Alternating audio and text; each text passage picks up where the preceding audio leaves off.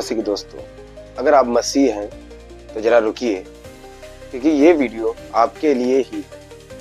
हर बार की तरह इस बार भी होली आ रही है, रंग, उत्सव और भीड़। लेकिन हर बार की तरह बस एक सवाल, क्या मसीह लोग होली मना सकते हैं?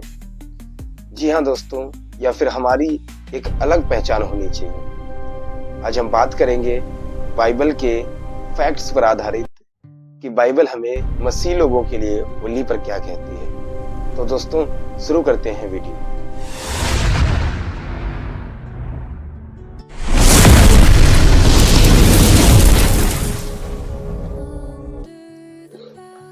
तो दोस्तों, सबसे पहले हमें यह समझना चाहिए कि मुद्दा सिर्फ रंगों का नहीं है, मुद्दा है हमारी पहचान का।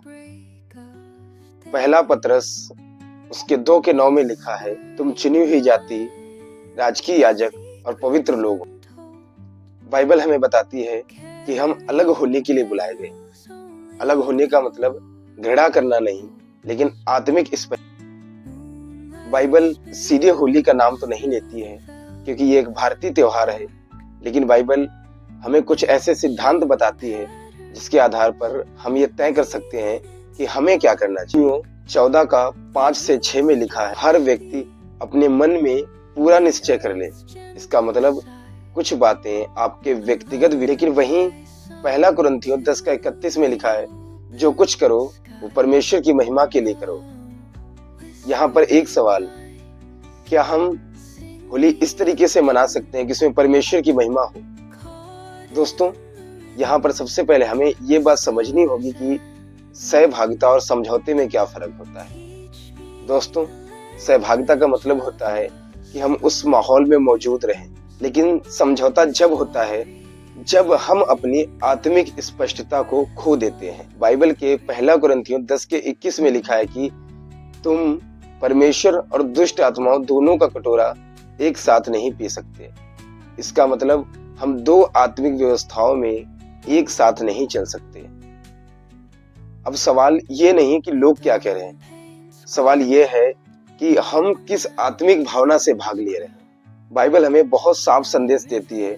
रोमियो 12 के 2 में लिखा है कि तुम इस संसार के सदृश ना बनो।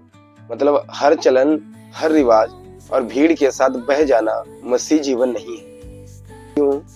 इफिसियों 4 के 17 में लिखा है कि जैसे अन्य लोग चलते हैं वैसे तुम नहीं चल सकते हो।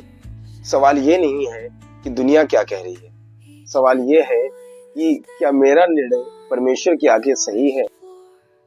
दोस्तों, अब हम आते हैं निष्कर्ष पर कि क्या मसीह लोग होली मना सकते हैं। जैसे कि बाइबल पहले साफ कर चुकी है रोमियो 12 के 2 में कि तुम इस संसार के सदृश ना बनो।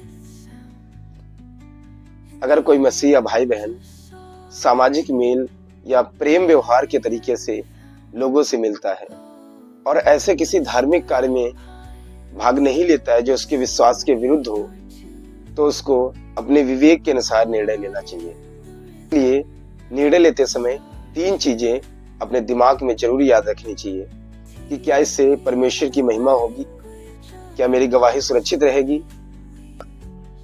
दोस्तों, मत्ती 5 के 16 में लिखा है कि तुम्हारा उजियाला लोगों के सामने चमके। मुद्दा सिर्फ रंगों का या त्योहारों का नहीं है, मुद्दा है कि लोग आपके जीवन में प्रभु यीशु मसीह को देख रहे हैं कि नहीं देख रहे हैं। मेरी सहभागिता से लोगों को भ्रम हो तो हमें रुककर सोचना चाहिए। मसीह होने का अर्थ भीड़ में बहना नहीं, बल्कि सत्य में स्थिर बने रहना है। हर परिस्थिति में शामिल होना जरूरी नहीं, लेकिन हर परिस्थिति में मसीह को प्रकट करना जरूरी है। निर्णय आपका है, लेकिन निर्णय वचन के प्रकाश में होना चाहिए। आप क्या सोचते हैं? अपनी कमेंट, आप क्या सोचते हैं? अपनी राय सम्मानपूर्वक कमेंट में लिखिए। जय मसीह की।